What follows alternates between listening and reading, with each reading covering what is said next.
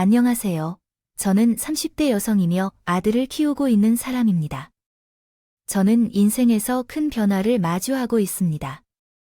새로운 환경에서 새로운 시작을 하기 전에 털고 싶은 이야기가 있어서 이곳을 찾았습니다. 사실 이곳의 이야기를 많이 시청한 사람은 아니었는데 제가 심경을 나누고 싶은 사람이 이곳을 자주 보는 것을 알게 되어서 이렇게 이야기하게 되었습니다. 제 이야기를 그 사람이 읽고 화를 내거나 배를 아프게 한다 해도 약간이나마 마음이 편해지기를 바라며 시작하겠습니다. 어릴 적부터 음악을 좋아하는 저는 자연스럽게 음악을 배우기 시작했습니다. 부모님은 외동딸인 제게 충분히 조언을 하여 주실 수 있는 형편이셨고, 저는 음악대에 진학하여 우수한 연주자로서의 꿈을 이루고자 했습니다. 하지만 어느 날 예상치 못한 큰 사고로 어깨와 손목을 다치게 되었고, 이로 인해 꿈을 포기할 수밖에 없었습니다. 그 후에는 연주자의 꿈을 포기하고 대신 학생들을 가르치며 틈틈이 공연을 기획하면서 다른 방식으로 음악을 이어나가게 되었습니다. 그런데 어느 날 제 때를 살아가는 중이었을 때 남편을 만나게 되었습니다. 친구의 소개로 만났던 남편은 평범한 직업을 가지고 있는 평범한 집안의 남자였지만 특별히 가진 것이 많거나 대단한 배경이 있었던 것은 아니었습니다. 그럼에도 불구하고 그는 제게 매우 잘 대해주는 사람이었고 늘 저를 우선으로 생각하고 존중해주며 연애하는 동안 함께해 주었습니다. 한 번도 실망시킨 적이 없던 사람이었어요. 그래서 따뜻하고 다정한 모습으로 예쁜 마음을 보여줬던 그 사람과 결혼까지 생각했어요. 저희는 자연스럽게 결혼을 약속했지만 결혼이 다가오자 현실적인 걱정이 들었어요. 두 집안의 경제적 차이가 마음에 걸렸거든요. 게다가 먼저 결혼한 친척 언니들이나 동생들의 남편들에 비해 제 남편이 너무 평범해 보였기에 부모님의 반대를 걱정하게 되기도 했어요. 그러나 우리 부모님은 흔쾌히 우리 관계를 인정해 주셨어요. 내가 어린애도 아니고 가벼운 마음으로 결혼까지 생각했으리라 생각하지 않는다. 결혼 결심을 했다면 우리도 내 결심을 응원한다. 고 말씀해 주셨습니다. 의견을 존중해 주어야 해. 너만 좋다면 배경이나 집안 형편이 무슨 상관이겠어? 저는 그동안의 걱정을 날려버릴 수 있었어요. 혹시 모를 난관이 없어졌다고 생각하니 얼마나 마음이 편할지. 저는 홀로서면한 기분으로 양가 인사를 드릴 수 있었습니다. 남편이 먼저 저희 집에 인사를 드리러 와서 좋은 인상을 남기고 다음번에는 제가 예비 시어머니를 만나러 가겠죠. 남편이 저희 집에 좋은 인상을 남겼던 것처럼 저도 좋은 첫인상을 남기고 싶어 정말 만반의 준비를 했습니다. 그렇게 시모를 만나게 됐는데 저는 예상하지 못했던 의외의 사실을 알게 됐어요. 시모 옆에 어린 여자가 있었거든요. 나는 남편 곁에 앉아 있었는데 누나나 여동생이 있다는 사실은 전에 들어본 적이 없었습니다. 그래서 그 젊은 여자가 누구인지 궁금할 수밖에 없었습니다. 결혼 약속을 한 제가 예비 신부에게 처음으로 인사를 갈 때 그런 중요한 자리에 함께 있는 여자가 누구인지 당황했습니다. 그래서 조심스럽게 그 여자에 대해 물어보게 되었어요. 어머님, 근데 옆에 계신 분은 누구세요? 했더니, 이 사람은 우리 가족과 막역한 가족 같은 분이에요. 너는 신경 쓸 것 없어. 새로운 식구가 인사하러 온다고 해서 내가 같이 오라고 부른 것뿐이야, 라고 대답했어요.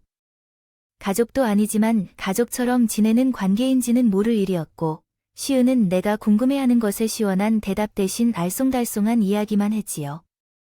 결국 그 여자의 정체가 무엇인지 알 수 없었습니다. 더 궁금해했지만 첫인사를 하러 온 자리에서 편하게 이것저것 물어볼 수 없는 저는 참을 수밖에 없었어요. 그래서 그 여자의 정체에 대한 궁금증을 뒤로하고 시모와 얘기를 나누게 되었지만 시간이 지날수록 뭔가 이상함을 느끼게 되었습니다.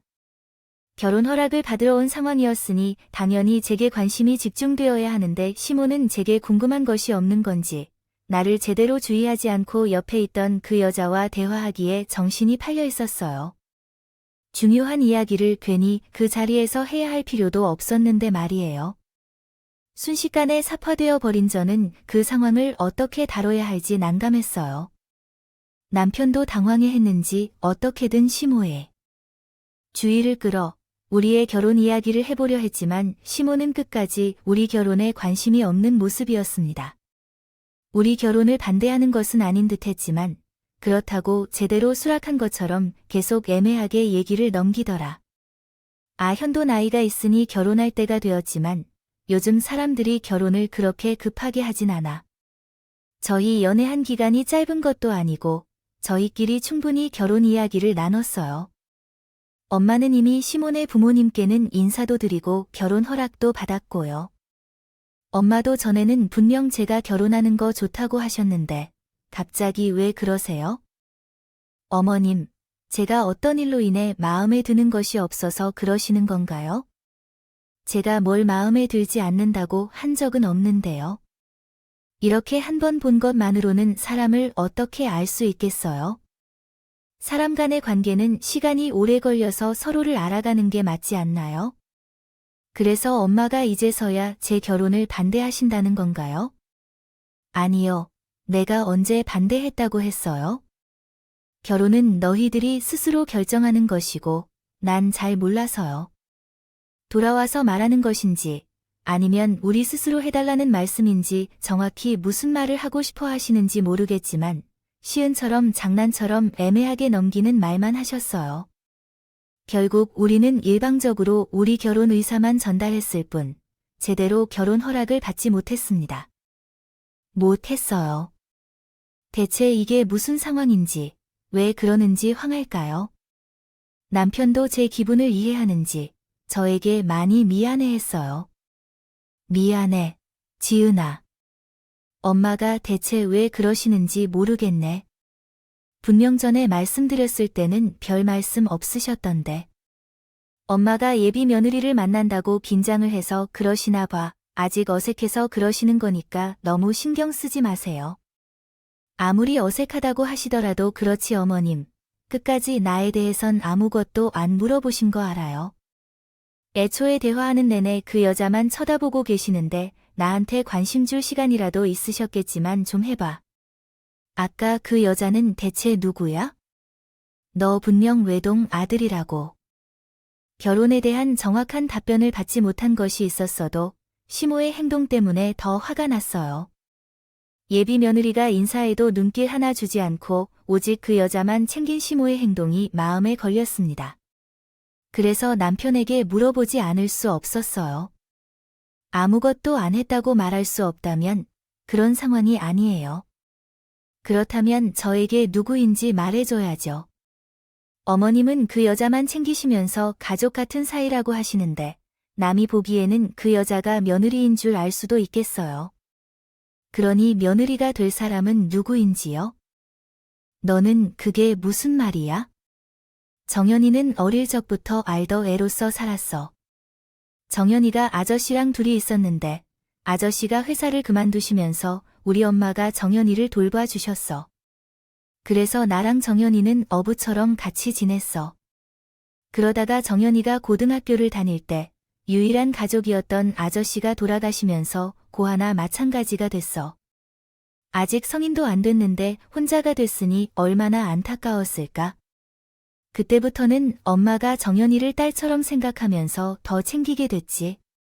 정연이는 가족이 없어서 우리한테 많이 의지하고 있어. 그래서 우린 그냥 지금처럼 사이 좋은 거야. 그래도 오늘 같은 자리까지 부른다고 해도 얼마나 가까움을 느꼈든 진짜 딸은 아닐 거야. 엄마는 정연이를 아주 소중히 대해주시는데 딸처럼 생각하시니까 어쩌면 저를 며느리로 만드는 사람을 보여주고 싶으셨을지도 모르겠지만 사연을 들었음에도 그 상황이 충분히 이해되지 않았습니다. 어릴 적부터 알아오며 챙겨준 것은 알겠지만 결국은 눈초리가 남자 둘이랍니다. 그 여자가 실제로 친딸도 아니라면 제가 결혼할 일을 위해 온 날에도 부르는 것이 적절한지 이해가 되지 않았고 또 부르는 것에 의아하게 생각했습니다. 게다가 우리 결혼 이야기가 함께 모인 자리에서 시모는 저보다 그 여자에게만 관심을 두는 태도가 마음에 걸렸어요. 남편에게 표를 내진 않았지만 남편이 제 마음을 이미 눈치챘는지 그 후 잠깐 뒤에 시모와 밖에서 만나게 된 일이 있었습니다. 따로 만들었더라도 그 자리에서 단호하게 나서서 우리 결혼에 대한 확답을 받아냈습니다. 저번과는 달리 별다른 일 없이 긍정적인 결과를 받고 나니 제가 시모를 오해한 것인가 하는 생각이 들어서 미안하기도 했고, 결혼 전에 미리 시모와 친해지려는 마음으로 시모와 가까워지고 싶었어요. 그래서 바쁜 일정 속에서 시댁을 찾아가며 노력했지만 그때마다 시모는 제가 불편한 듯한 행동을 보였습니다. 매번 그 여자를 불러 첫 만남 때처럼 무시하고 취급하였습니다. 이러다 보니 오히려 더 불편해지는 상황이었죠. 제가 시모와 가까워지고자 노력하는데 오히려 더 어려워지니까요. 시모가 낯설어서 그런 것이라 생각하고 제가 더 많은 노력을 기울이려 했지만 구가 되면 시모도 저를 며느리로 대해 주시리라고 기대합니다. 아래는 문장을 어떻게 수정할지에 대한 한국어의 올바른 문법 구조입니다. 줄 거라고 생각했는데 막상 결혼 후에도 시모는 여전히 저를 멀리하셔서 저는 시모와의 관계가 더 멀어지는 느낌이었습니다. 그 결과적으로 시모와의 관계 문제로 인해 힘이 들어갔고 결국 저는 참을 수 없는 일을 겪게 되었습니다. 결혼하고 첫 명절인 그날, 전문 며느리로서 시모 비위를 맞추기 위해 음식 준비를 도와드릴 수 있었지만 시모는 여전히 그 여자를 불러놓고 둘만 오순도순하게 지내며 전혀 존중받지 않는 듯이 다루셨어요. 그 전에는 낯선 며느리라 일기 힘들어서 그랬다고 생각했을 수도 있겠지만 현재까지도 그러하다는 것이었겠지요. 옆에 있는 사람이 있음에도 둘이만 속닥거리는 것을 보니 나를 일부러 무시하는 것처럼 생각할 수밖에 없었습니다. 그 모습에 너무 화가 났고 결국 시호에게 따져봐야 했습니다. 그제야 시모가 제게 그렇게 대하는 이유를 알게 되었습니다. 어머님, 왜 그러세요? 왜 매번 죄를 없는 사람 취급하시고 다른 사람보다 못하게 되세요? 아, 그게 무슨 소리예요? 내가 너에게 물어보고 있잖아.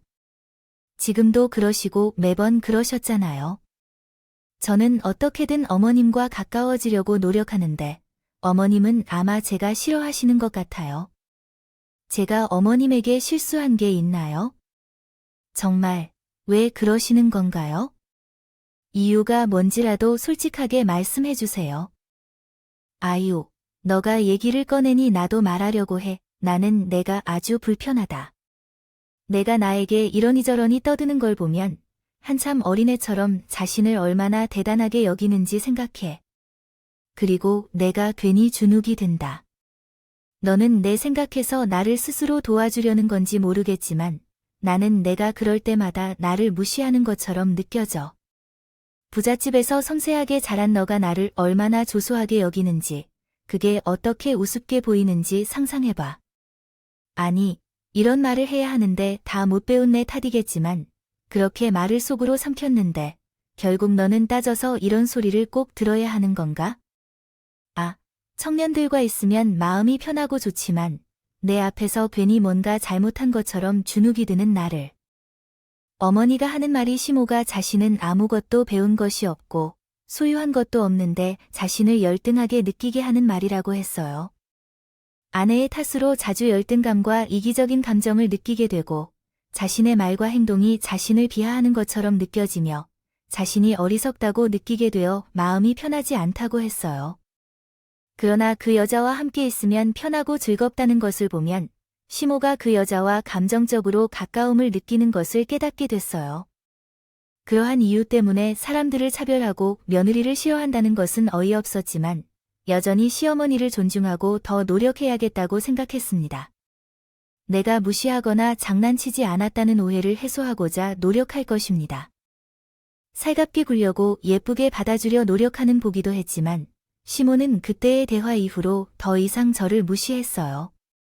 가은 노력에도 결국 보람이 없던 제가 그 후로는 화가 나서 더 이상 시에게 잘하려 노력하지 않았습니다. 제가 먼저 연락하지 않으면 시모도 제게 관심이 없다는 거였죠. 그런데 제가 임신하니 손주를 보고 싶은 건지 시모가 갑자기 제를 찾아오는 겁니다. 하지만 또 뭔가 불만인 것이 있어도 제게 말은 안 하면서도 아쉬워하는 표정이었어요. 예전 같았으면 뭐가 불편한지 먼저 신경 쓰고 물었지만 그런 시를 꼴보기 싫었던 제가 더 이상 묻지도 않고 말도 걸지 않고 그냥 모르는 척을 했어요.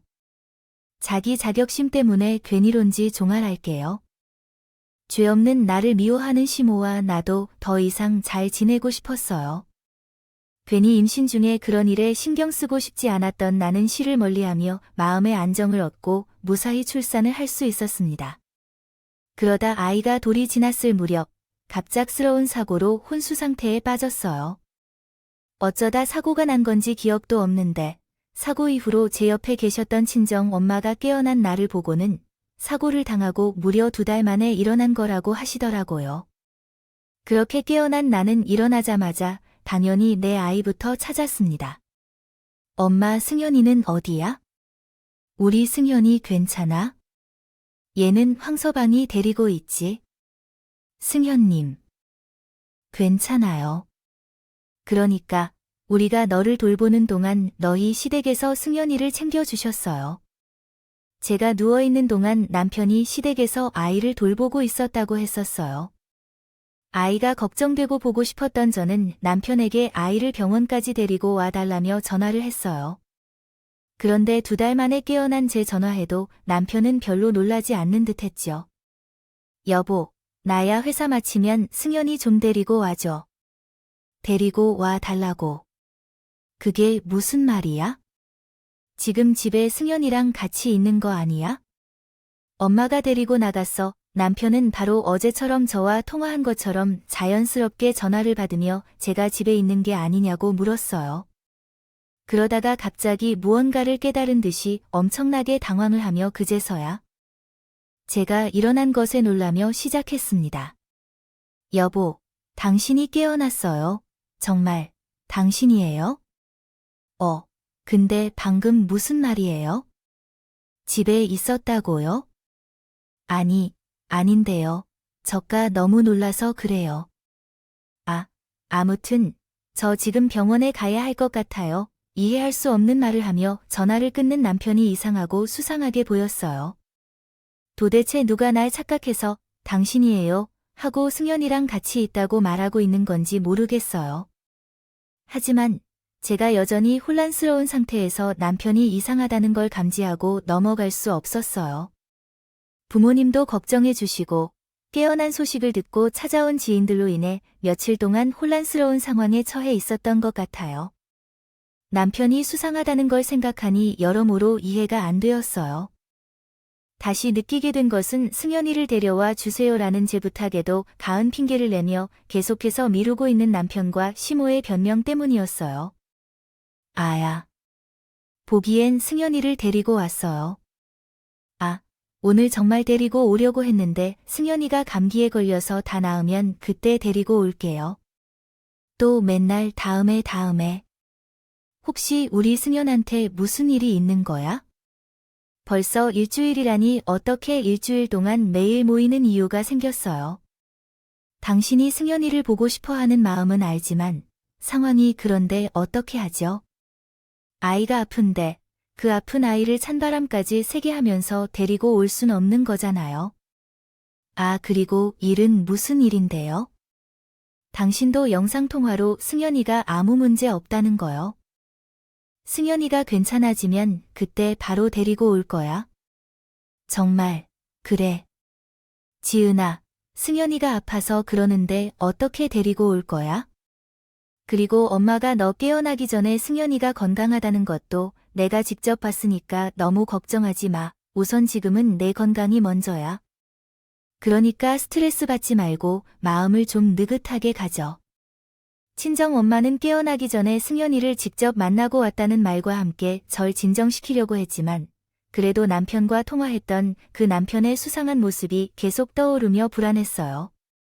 결국 남편의 수상한 모습과 승현이를 제 2눈으로 직접 확인한 게 되겠지만 DETCTIB의 더텍티브 해봐야겠다고 생각한 제가 다음날 엄마와 담당 의사 선생님에게 태어날 의지를 표현했습니다. 그러나 담당 의사 선생님과 엄마는 제가 안정을 더 취해야 한다고 말하며 퇴원이나 잠깐의 외출도 허용되지 않는다고 했습니다. 그래도 포기하지 않은 제가 아니었어요. 남편이 수상한 행동을 보이더라도 승현이가 무사히 지내고 있는지 확인해야 하는 엄마였기 때문에 병원을 나가려는 결심을 했습니다. 하지만 진정이 되지 않아서 고심하는 저에게 의사 선생님과 엄마는 손 놓고 두 손 두 발 다 들어주었고 퇴원 이후에도 어떠한 책임도 묻지 않으리라는 퇴원 동의서를 작성하여 제게 서명하게 했습니다. 그 이후에 나를 보내줬죠. 사인을 마치자마자 곁을 떠나 시댁으로 찾아갔습니다. 남편과 시호에게 연락을 하고 나면 그때 무슨 술을 마셔야 할지 미리 알아야 했습니다. 않을까 싶어서 누구에게도 연락하지 않고 곧장 시댁으로 찾아갔지요. 그런데 도착한 시댁에서 남편보다 더 수상한 모습을 보게 됐어요. 아파트 복도에 도착해 시댁으로 가는데 때마침 시댁에서 시모와 마스크를 쓴 여자가 나오는 거예요. 그 마스크를 쓴 여자에게는 제 아들이 안기 있는 걸 보게 되었고요. 누군지 모르는 여자에게 제 아이가 안기 있다는 것도 수상했지만 현관을 급히 나오는 두 사람의 대화가 더 수상했어요. 너희 짐은 빠뜨리는 거 없이 다 챙겼지? 아니 그렇지. 물건 중에 하나라도 빠뜨린 게 있으면 우리 정말 큰일 나겠어. 그 애가 이 집 비밀번호를 알고 있어서 우리가 없다고 해도 문을 열고 들어와서 확인할까? 그래서 만약 물건이라도 발견한다면 그걸 가지고 의심하고 어떤 일이 벌어질지 모르겠어. 아마도 지금도 병원에 누워 있어야 할 사람이 무엇을 눈치챈 걸까? 여기로 왔다고 해서 이런 일이 벌어지는 거지. 빠뜨리지 않고 잘 챙기고 있었어요. 그럼 됐어. 의현이는 자기도 그 집 엄마한테 전화 받은 게 개시작이라고 했으니까 한참 뒤일 거야. 이제 거의 다 온 것 같아. 얼른 도망가자. 엘리베이터로 가다가 마주칠 수도 있으니까 계단으로. 어머, 어머니, 거기, 뭐냐, 뭐길래? 왜 그렇게 놀랐어? 그들은 도망쳐서 시몬이 안고 있는 여자와 함께 복도에서 자신들에게 다가오는 사람을 보고 깜짝 놀랐다. 그는 승현이를 데리고 황급히 집 안으로 다시 가려고 했다. 들어가려고 했지만 승현이를 눈앞에서 놓칠 수 없었던 나는 제대로 걷지 못하는 상황에서도 죽을 힘을 다해 달려가서 닫히고 있는 시댁 현관문을 붙잡았습니다. 그리고 문 사이를 비집고 들어와 놀라고 있는 여자의 품에서 승현이를 빼앗았어요. 그때는 두 여자가 무슨 수작을 벌이고 있건 중요하지 않았어요. 우리 승현이가 무사한지 확인하는 게 더 중요했지요. 그런데 제 품에 안긴 승현이가 울음을 터뜨렸습니다. 처음에는 승현이가 깜짝 놀라 울음을 터뜨렸다고 생각했지만 금방 승현이가 엄마인 제품에서 벗어나려고 몸을 뒤틀며 마스크를 쓴 여자에게 가려고 한다는 것을 알게 되었어요. 그렇게 했거든요. 그것도 그 마스크를 쓴 여자에게 엄마라고 외치면서 말이죠. 그 모습을 보고 난 후에야 마스크를 쓴 여자의 정체가 궁금해졌습니다. 도대체 누구길래 내 아들이 엄마라고 외치고 있는지? 누구길래 시모가 이 여자를 데리고 도망치고 그 여자를 보호하려는 거지요? 저는 그 여자의 정체를 알아내기 위해 여자가 쓰고 있던 마스크를 낚아챘습니다. 그랬더니 이정현. 그 여자가 제 눈앞에 있었습니다. 시호가 저보다 더 며느리처럼, 딸처럼 대하던 그 여자가 말이죠. 여자의 정체를 알고 나서 정확히는 모르겠지만 대충은 어떻게 흘러가는 상황인지 알 것 같았습니다. 그 여자가 제 아이를 돌보고 있었던 거고 이유는 모르겠지만 제게 돌려보내지 않았다는 거예요. 말이에요. 어이가 없고 화가 나서 말문이 막혔어요. 여자와 시모도 자신들이 한 짓을 들킨 줄 알았는데 묻지도 않았는데 제게 말도 안 되는 변명을 하기 시작했어요. 지은 씨, 그러니까 저희가 지금 지은 씨가 있는 병원에 가려고 했어요. 승현이가 오늘 아침부터 몸이 좋아진 것 같아서요. 근데, 어떻게 여기까지 왔어요? 아직 병원에 있어야 하는 게 아니에요. 그러게, 너, 우리 집에 올 거였으면 연락이라도 먼저 하지 그랬냐? 어떻게, 몸은 좀 괜찮은 거니? 지금 그걸 변명이라고 하는 거예요. 방금 문 앞에서 도망을 치니 물건이 있으면 안 된다니 말해놓고, 그리고 제가 눈치도 없는 바보로 보이시는데, 우리 승현이가 저 여자를 보고 엄마라고 하는데, 제 작품으로 가려고 발버둥을 쳐도 나는 그 말을 그대로 믿겠느냐? 도대체 왜 그 여자가 승연이의 엄마 역할을 하고 있고 왜 나에게 승연이를 꼭 숨긴 거야? 아이씨, 넌 오해하고 있어. 내 나이로 인해 혼자서 승연이를 돌보기가 힘들어서 정연이가 내 옆에서 도와주고 있었어. 그리고 2달 동안 승연이를 돌봐주고 보살펴줘서 승연이가 엄마라고 부르는 거야. 어린아이는 몇 개의 말을 할 줄 아는지 이모나 누나라는 말을 하겠니? 보살펴주는 사람이 여자면 엄마고 남자면 아빠야. 그래서 오해하지 마라. 맞아요. 준 씨는 시어머니께서 너무 힘들어 하신다고 생각해요. 키워달라고 해서 제가 보고 있던 것이에요. 그러니까 오해 마세요. 지은 씨, 시어머니, 당신이 언제부터 어머님께 그런 호칭을 썼어요? 맨날 어머니라고 부르지 않았어요. 그렇더라도 왜 지금은 내 시어머님이에요? 어머님이 내 시어머니를 시어머님으로 쓰는 게 맞는 상황인가 보네요. 아니, 그게 설명하려고 했다가 보니 정확히 말을 못하겠지. 그럼 좀 빼먹어요. 당신 차례, 어머님 다음이니 어머님, 왜 제게서 도망치려고 했는지요? 제가 뭘 알아차렸다면, 그리고 일주일 동안 승연이 안 보여주면서 그 여자가 옆에 있다는 말은 왜 한 번도 안 했어요? 저번에 화상통화했을 때도 그 여자를 보이지도 않았어요. 저 여자가 정체를 숨겼는지 궁금한데 왜 그랬어요? 그래, 너희들이 아이 집 앞에서 하는 말을 들었거든. 그건 잘못 들었어. 그리고 이 아이를 돌보는 게 숨겨진 게 아니야. 너에게 청연이 이 아이에게 안 좋은 감정을 품고 있기 때문이야. 저는 기분이 나빠져서 숨겼어. 그때까지 시모와 여자는 제가 묻는 말에 변명을 하며 제 의심을 피했습니다. 그러다가 여자에게 온 남편의 전화 때문에 2사람의 노력이 물거품이 되었어요. 여자가 들고 있는 휴대폰에 남편의 전화가 오는 걸 확인한 후에 저는 여자의 손에서 휴대폰을 빼내어 전화를 받았어요. 그리고 스피커폰으로 돌려서 모두가 들을 수 있게 했어요. 처음에는 3사람이 입도 제대로 못 맞추도록 빼앗았습니다. 휴대폰은 남편이 시모와 여자의 거짓말을 확인시켜 주었습니다. 정연아, 지은이 안 만나고 무사히 도망쳤어. 내가 엄마에게 그 짐들 하나도 빠짐없이 챙기라고 했는데 챙겼어. 만약 빼먹은 게 있더라도 다시 돌아가지 말고. 그건 내가 어떻게든 잘 처리할 테니까. 우선 내가 승연이랑 함께 있던 사실만 들키지 않으면 돼. 그리고 앞으로 엄마가 어떻게 할지 물어봤는데 아이씨, 그 사람이 병원에서 태어났다는 걸 보면 뭔가 이상한 건 눈치챈 모양이야. 어디서 눈치챈 거지? 이걸 봐. 내가 정확히 눈치챘어. 맞아. 이제 2사람이 내게 거짓말한 건 맞지? 누구세요? 설마 다 당신이야? 벌써 그 집에 도착했어요? 여보세요. 감사합니다. 이제 2사람이 내 앞에서 거짓말을 하고 있음을 확인했고 내 의심이 틀리지 않았음을 알게 되었습니다. 확인해야 할 것들은 다 확인했습니다. 전화를 끊으려고 합니다. 여보세요. 제가 모두 설명할게요. 제가 당신이 태어났다는 말에 놀라서 잘못 말했던 거예요. 여보세요.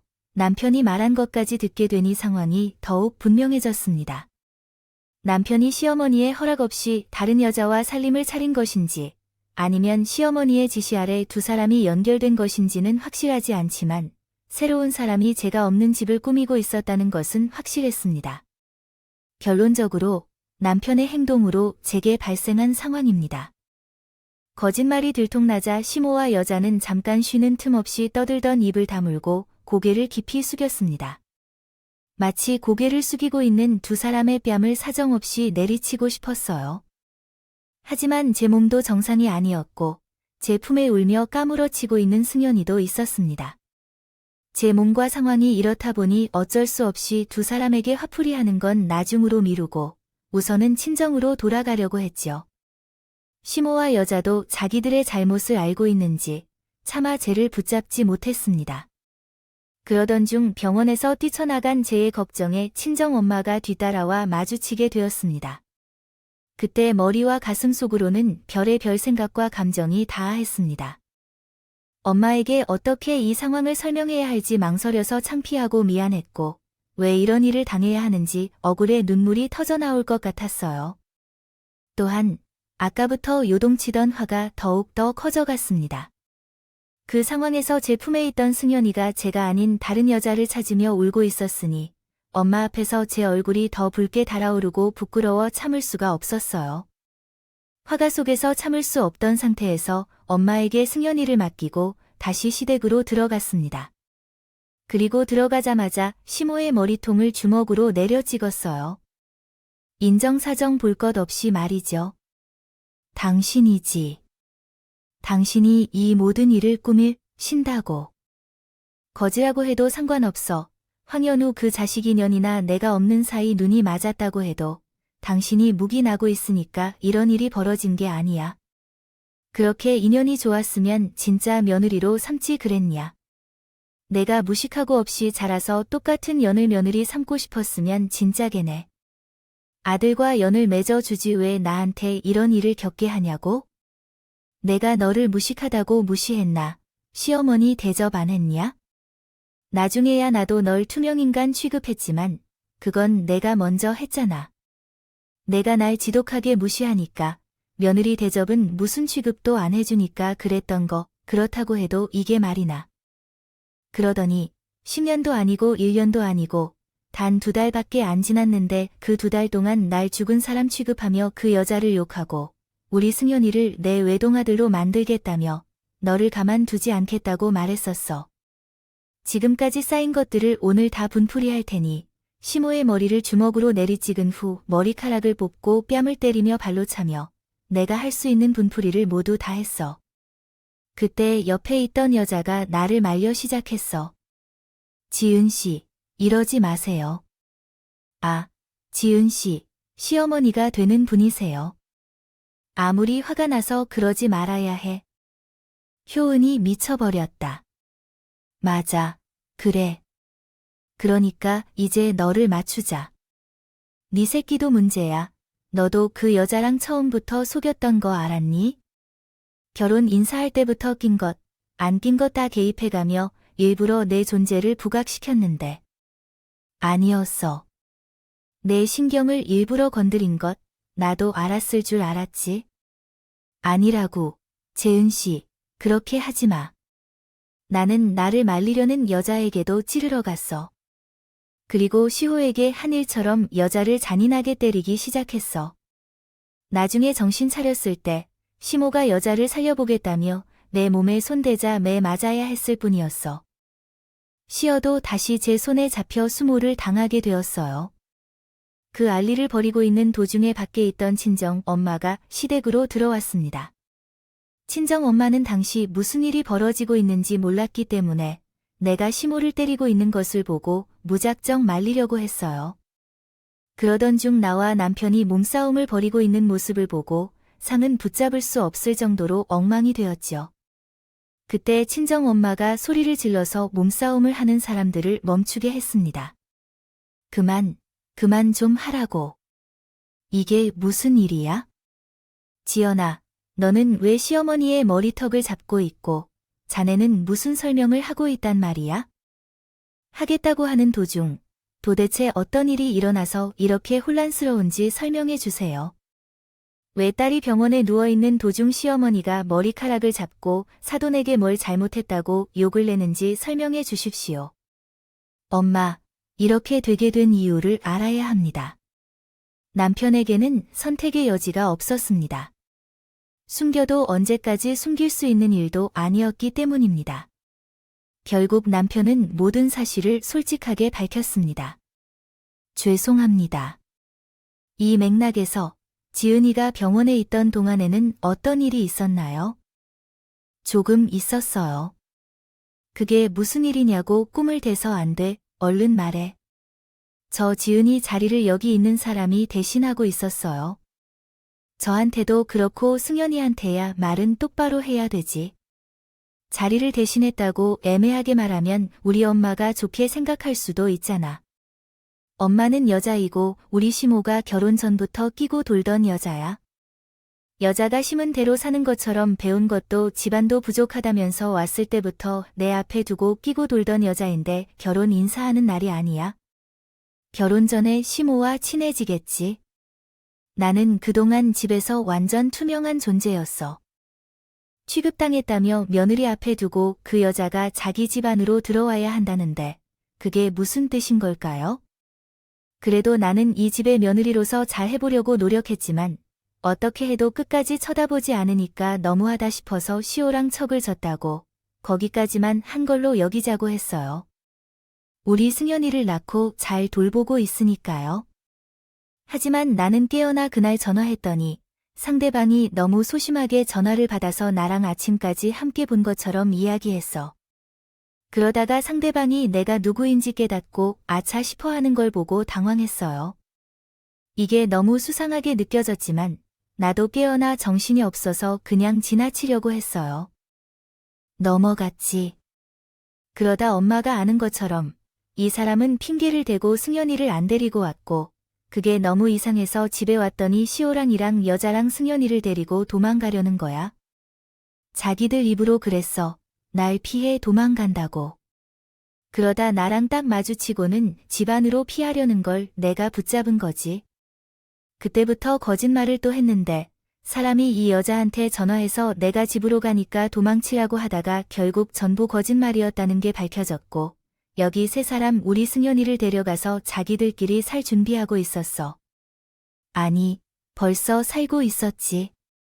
그런데 이걸 쏙 빼고 내 자리를 대신하고 있었다는 말을 해야 해. 엄마가 첫째로 연희랑 살라고 하든 아니면 너랑. 인연이 먼저 눈이 맞았기 때문에 무엇인지 말해줄래? 보라고 하니까 그만 내가 물어봐야겠지. 그만해, 자네. 우리 지은이의 말이 전부 사실인가? 그 여자가 우리 지연이 자리를 잠시 맡았다는 이야기를 하는 거야? 죄송합니다. 그러니까 지은이가 아프게 되어서 우리 어머니께서 승연이가 돌보기 어려워하고 걱정하신다면서 정연이를 데리고 왔습니다.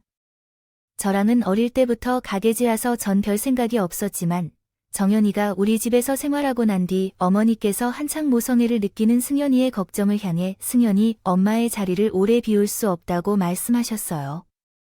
그때 저는 의사 선생님께 상담을 받았어요. 지은이가 영영 일어나지 못할지도 모르겠다는 말을 듣고 나서 고민이 많이 생겼습니다. 그리고 저희 어머니와 지은이 관계는 이미 지치고 힘들어하고 있었어요. 아, 저라고 으르렁거리는 두 사람 사이에서 왜 이렇게 힘들었는지요? 어머니와 지은이가 항상 사이 좋게 웃으면 좋겠는데 그게 제 마음대로 되지 않아서 너 그런 말을 하는 거야?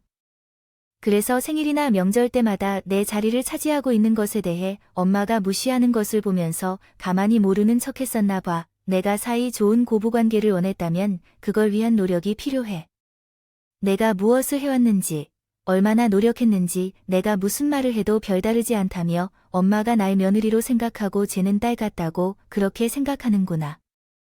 거라며 남편은 사실을 말하면서도 중간중간 자기가 유리하도록 말을 섞었습니다.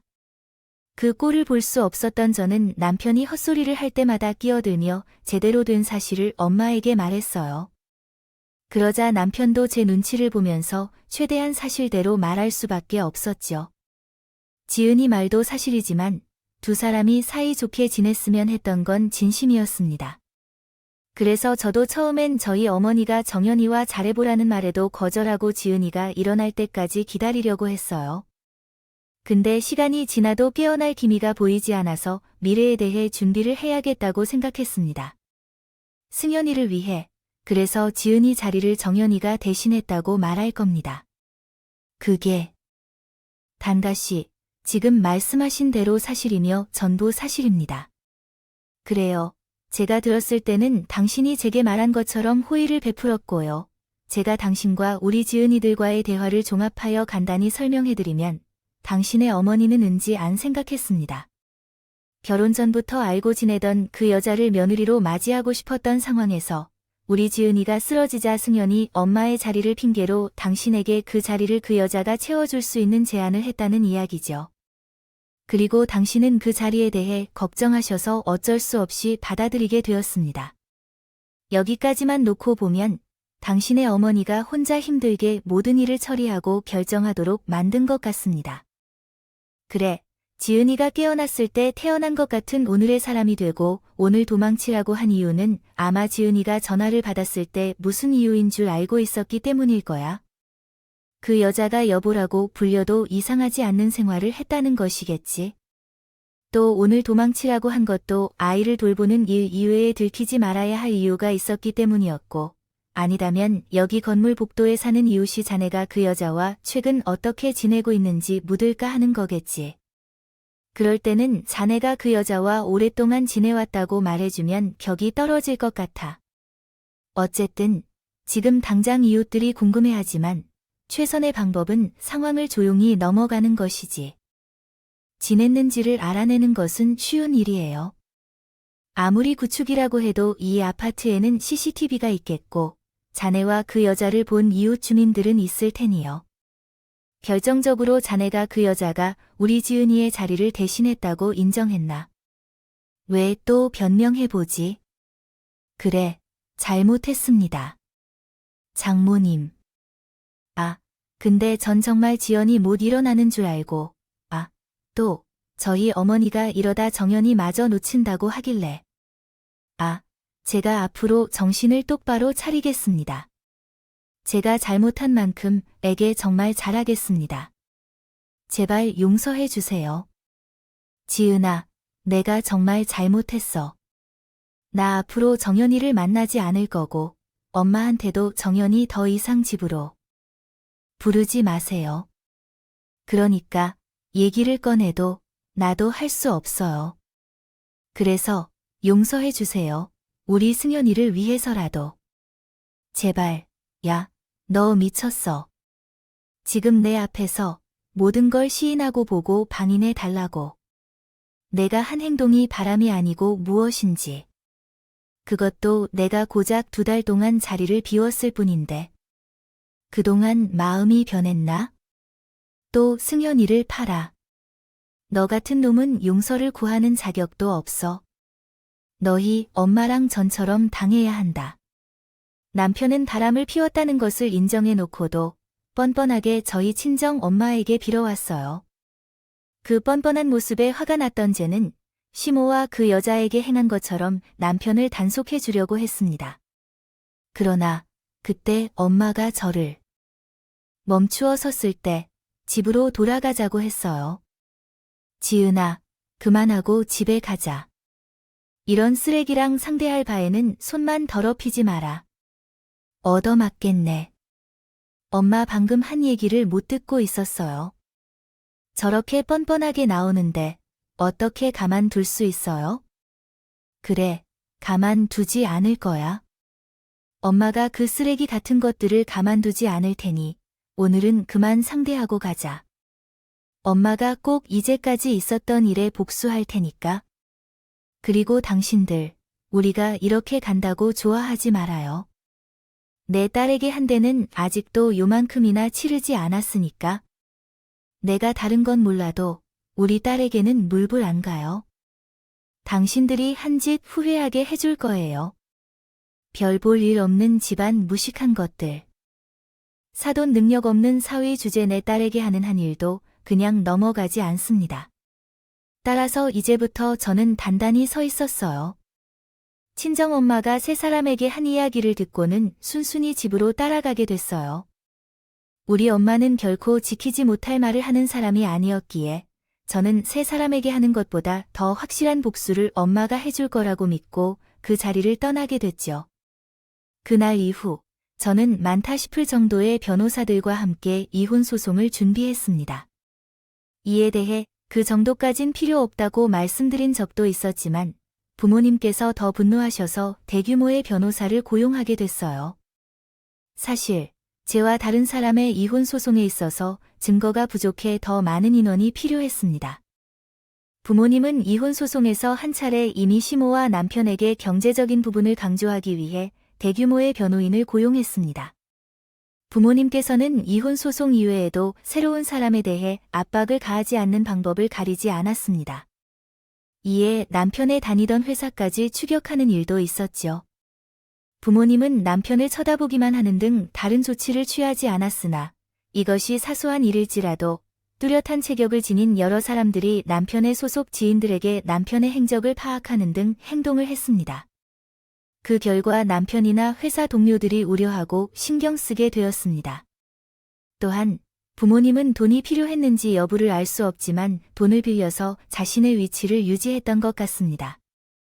빼앗으려고 했던 그 여자가 사채를 썼다는 사실을 알아낸 부모님은 사채업자들을 압박하여 여자를 괴롭히도록 했습니다. 이로 인해 시모와 남편도 그 여자가 사채를 빌렸다는 사실을 알게 되었지요.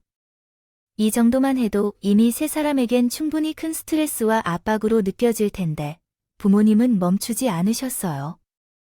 이번에도 우리 쪽에서 한 흔적이 남지 않도록 세 사람이 한 짓에 대한 증거를 만들어 남편과 시모 주변에 돌리기를 시작했어요. 그러자 새로운 사람이 먼저 우리 집을 찾아와서 원하는 대로 해줄 테니 제발 괴롭힘을 멈춰 달라고 요구했습니다. 이렇게 금방 찾아온다면 각오를 충분히 하지 않으셨나 봐요.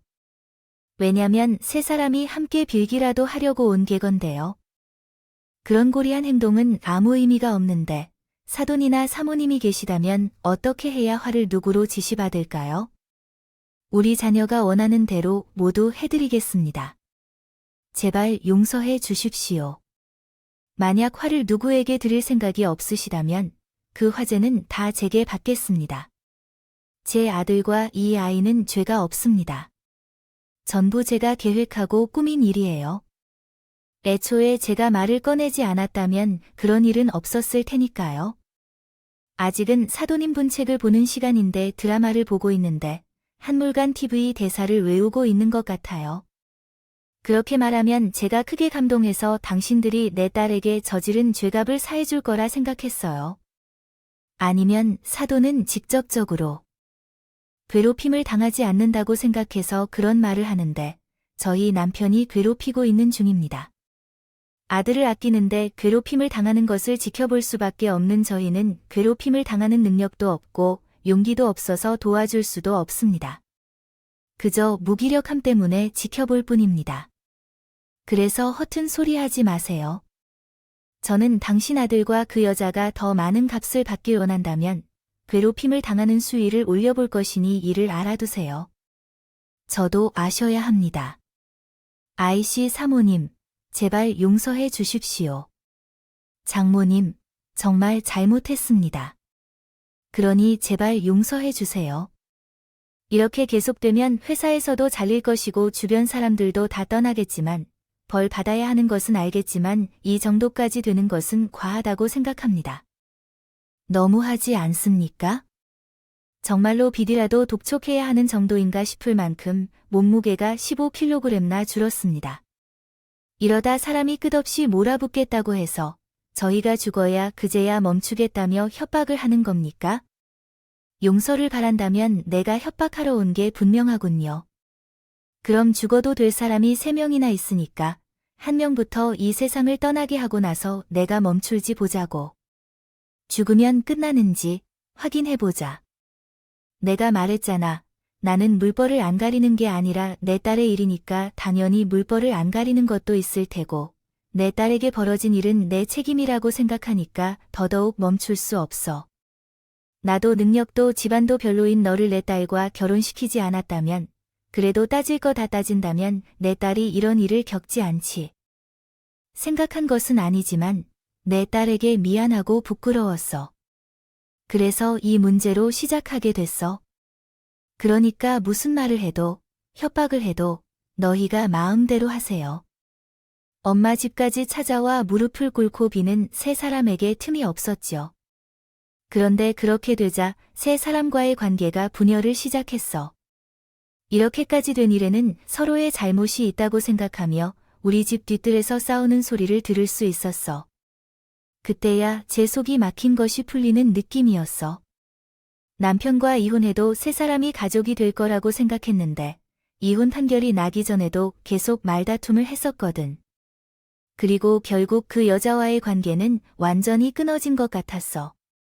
이혼 소송 판결이 나기 전에 남편이 먼저 연락해서 다시 잘 지내보자고 했지만 그 여자와의 관계는 완전히 끝난 것 같았어. 이혼 소송에서 승소 판결을 받았습니다. 친권과 양육권을 가져올 수 있었고, 그렇게 저는 남편이 완전히 패배한 상황이 되었습니다. 그 이후에도 새로운 인생을 살아가는 사람을 괴롭히는 부모님의 복수는 결코 허락할 수 없다는 태도를 보였습니다. 그래서 새로운 사람을 압박하고 괴롭혔습니다. 그 결과로 우리 가족과는 연락이 끊어졌고, 우리 아들과 저는 행복하게 잘 살고 있었습니다. 앞서 말씀드린 대로 저는 곧 아들과 함께 해외로 떠나 새로운 환경에서 시작할 계획입니다. 아무래도 아빠 없이 아이를 키우는 것은 한국보다는 해외에서 사회적 시선이 더 나아 보여서 그런 선택을 하게 되었습니다. 또한 웬만하면 제 아이가 아빠와 싫어하는 사람을 만나는 일이 없기를 바라는 마음에 두 사람이 제 아이에게 나중에라도 영향을 미치지 못하도록 떠나게 되었습니다. 이제 편안히 땅을 치고 후회할 만큼 새로운 환경에서도 잘 적응하고 이렇게 행복하게 잘 살 것입니다. 그리고 언젠가는 두 사람에게 자란 제 아들이 얼마나 잘 되었는지 보여주어야 할 것입니다. 당신들 같은 쓰레기가 곁에 없어서 좋은 것만 보고 좋은 것만 가까이 있기를 바랍니다. 두면서 잘 자랄 수 있었다고 말씀드리고자 합니다. 그때가 벌써 기다려지네요.